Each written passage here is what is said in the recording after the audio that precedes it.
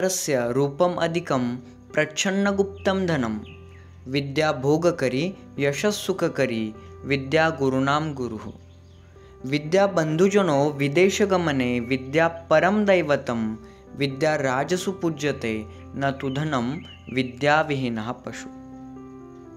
या श्लोकाचा मराठी अनुवाद आज आपण अभ्यासणार आहोत।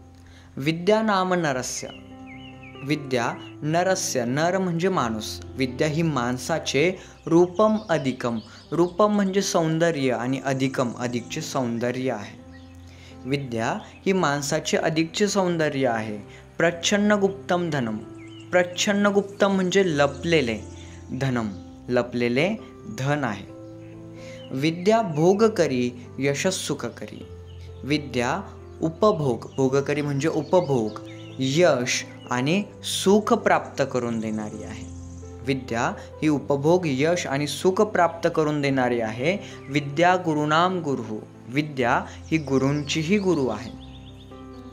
विद्या बंधुजनो विदेशगमने, जर आपण विदेशगमने म्हणजे परदेशी गेलो असलो किंवा दुसऱ्या देशात जर गेलो तर बंधुजनो म्हणजे भावंडांप्रमाणे आहे, बंधूंप्रमाणे आहे विद्या।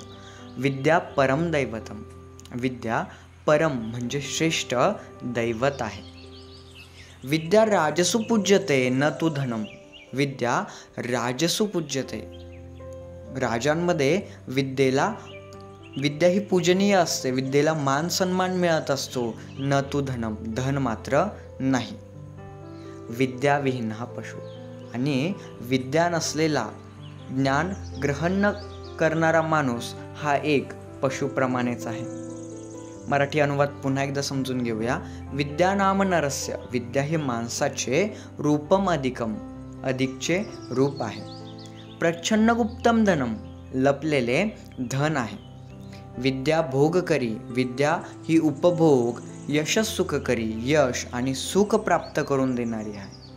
विद्या गुरुनाम गुरुः, विद्या ही गुरूंचीही गुरु आहे।